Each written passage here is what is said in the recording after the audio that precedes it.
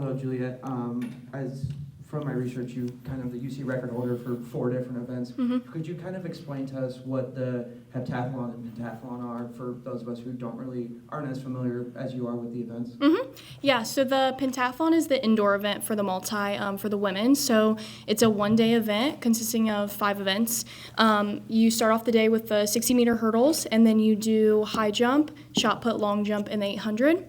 And then moving on to outdoor, we have the heptathlon, and that's a 2-day event. So we go hurdles, high jump, shot put, the 200, and then outdoor, or the next day you go to the long jump, javelin, and the 800.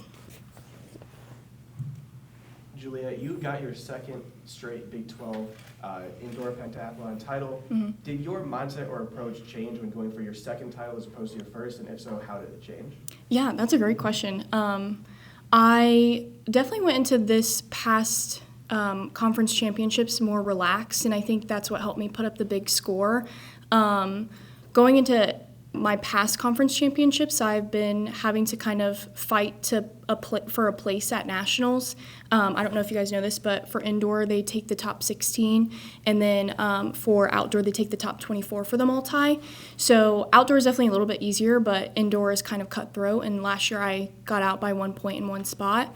So just having that secure spot from the Louisville PNC Lenny Lyles meet, I knew that, I could go in and win this with a calm mindset and just kind of doing what I know how to do. So you mentioned there's 5 separate events, in one day. How do you make sure that you're prepared for each one since you're doing it all in one day? Mm-hmm. Yeah, every week we have practice. We practice each event about 1 time a week. Maybe high jump or shot put we do 2 times a week just because those are the events that I tend to struggle with. But yeah, every event gets its own attention 1 time a week. And then leading into conference, the week of conference, we'll do Monday. We have high jump and shot put day, again, since those are my kind of weaker events. And then Tuesday is more relaxed, just a shakeout. And then we get to the facility on Wednesday, do another shakeout, high jump approach runs, and then Thursday I long jump and hurdle before the meet on Friday. Hi, Juliette. Hi. So obviously 4-time high school state champion, back-to-back Big 12 record holder and champion. So the pentathlon is just so many different things going on, running, weight. How much, does your approach change through your time? What I'm trying to ask is how have you changed your approach through time through the different events? Yeah, that's another good question. In high school, I was more of just a single event specialist, just focusing on each individual event. For example, in the high jump, in the open high jump, you win based on your misses or your makes. In the multi, that doesn't matter. You get points no matter how many misses or how many makes you have. And so going from that mindset of being so cutthroat, having to win the high school state championship by making sure I clear every single bar the first time versus going to, I can miss this 2 times and clear it on my last attempt and be fine. That's definitely changed a whole lot. And then in terms of my practice, I used to, I had 2 separate coaches, 3 really. My club coach who helped me with the sprints and the hurdles, my jumps coach who did all my high jump, long jump, triple jump, and then my high school coach who helped kind of facilitate my workouts, especially during outdoor season when I had to practice at my high school facility.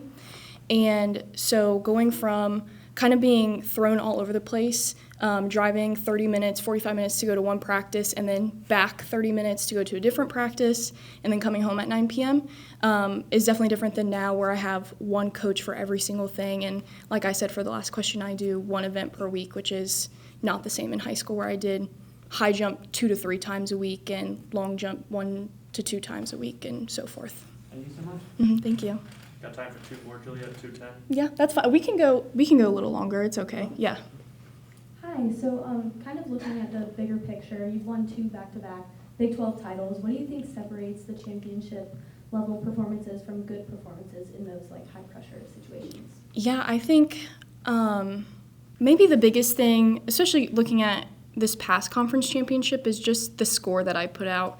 I mean, it was almost a 200-point difference from the meet that I had earlier in the year, and that level is what makes us the Big 12 and such a Power 4 conference.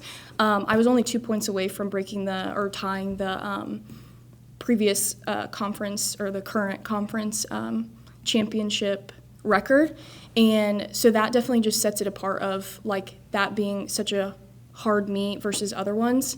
And then also just the competition. Vanessa didn't end up competing, but she was ahead of me in the rankings for the Big 12 and is currently, I think, number 4 in the nation, and put that mark up pretty early. And so I knew going in, like, it was a possibility that she would compete, and I would have to be kind of on my A game and just go out there and do what I know how to do. And I don't really see a lot of those people at other meets as well, unless I'm in an open event.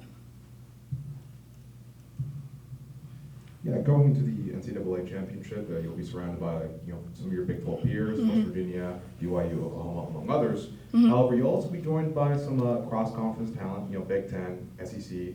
Talk to me about your outlook on some of these other competitors who you may have never seen or meet on a very infrequent basis, and if you have anybody particular on your radar. Yeah, the multi is definitely different from other events, particularly the sprints events, because we're kind of like a family. I mean, we go through a grueling 1 to 2 days, and you kind of just get close to everyone and just make a lot of friends. So I believe almost everyone on the NCAA list I've competed with and currently follow them on social media and check in with them from time to time. So, it's nice to be around your friends, but then you also know, like, what they're capable of. The number one name that comes to mind is Megan Humphreys, and she's such a sweet girl, and I really like competing with her when she was at Texas, and now she's at Illinois. So she's sitting number 1 in the nation, just about 20 points ahead of me. And so that is definitely going to be, like, my biggest competition, but you can never count anyone out. I mean, I came out my freshman year and kind of blew open the waters a little bit at the conference championships and set a tone like, oh, I'm here, and although I'm a freshman, like, I can qualify for nationals. So anyone can do anything, especially in the multi. I mean, you can earn points in so many different ways. But Megan Humphreys and then, the other girls from Illinois, they're capable of a lot more. And, yeah, I'm really excited to see them and compete with them. You got a follow-up?